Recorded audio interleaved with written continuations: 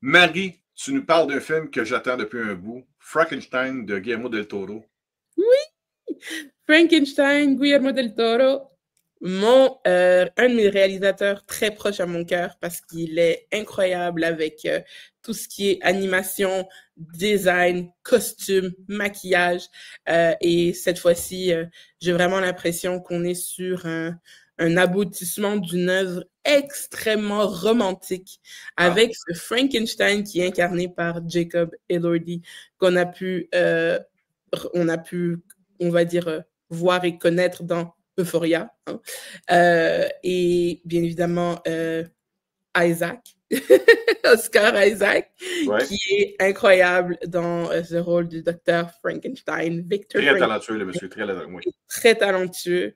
Donc, bien évidemment, on est sur le classique de l'histoire du Dr. Frankenstein qui fait cette espèce de création qui est à la poursuite. On est un peu plus sur des codes pas forcément de savant fou, mais justement de savant qui veut innover. Donc, on nous rend ce Victor Frankenstein assez sympathique. On a pu voir plein, mille et une versions, notamment avec James McAvoy et justement Daniel Radcliffe qui incarne Harry Il n'y a pas Potter longtemps, oui, c'est vrai, oui. dans un autre film, puis qui nous rend justement ce Dr. Frankenstein sympathique. Mais là, on a vraiment une interprétation vraiment... Je suis sortie de ce film, puis je me suis dit, ça vient d'ouvrir des nouvelles portes à la nécrophilie, cette affaire-là. Parce que Oh!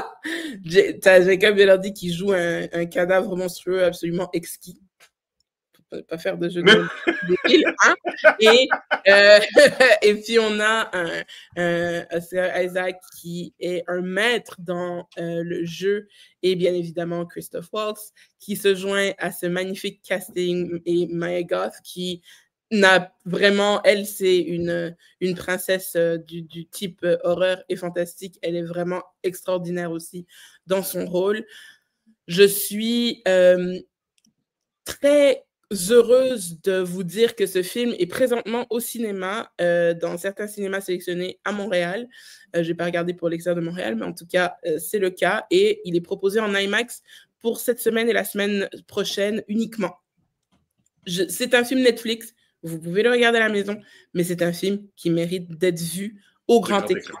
C'est incroyable, c'est une symphonie de murmures, c'est une symphonie de passion, vraiment. Il y a un vrai amour de l'art de faire, l'art, le maquillage, les costumes, les prothèses qui sont utilisées. On est sur du Guillermo del Toro 101.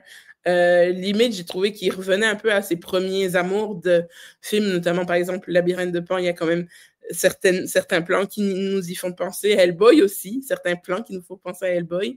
C'est un très beau film, une très belle histoire qui nous est présenté d'une façon de chapitre. Donc, on a le chapitre de Victor, on a le chapitre de la créature, etc., etc.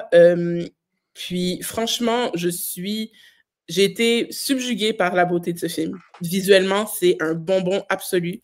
Puis, j'ai trouvé que les textes étaient travaillés, puis les dialogues également, les didascalies aussi.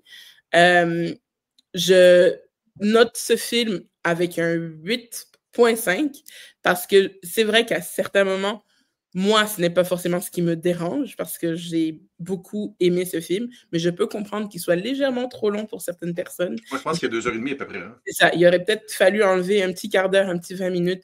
Ah, c'est Pour, bon, c'est bon. mais voilà, c'est un bon film. Puis, je vous encourage très fortement, si vous avez l'occasion et l'opportunité d'aller voir au cinéma, trouvez-le dans un cinéma près de chez vous. Parce que franchement, c'est une œuvre cinématographique magistrale. Je pense qu'avec ce film, on vise très clairement des nominations avec le Hollywood Foreign Press au niveau du costume design, peut-être même des meilleurs acteurs de soutien, que ce soit féminin ou masculin.